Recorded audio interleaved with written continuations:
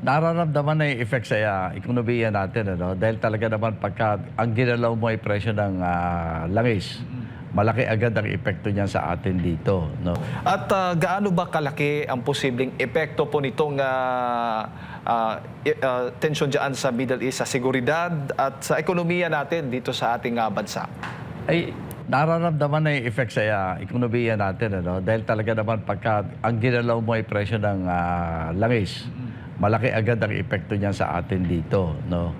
Kaya problemang malaki yan. Tapos yung mga bansa pa na mukhang kadamay dito sa kaguluhan, yan ang sentro ng pinupuntahan ng ating mga kababayan.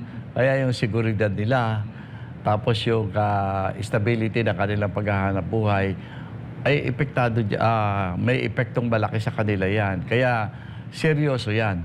Dapat yan pinaghandaan at dapat ngayon, kung pwede sana, kahit huli na, ay kumilos na ng mabuti ang gobyerno natin.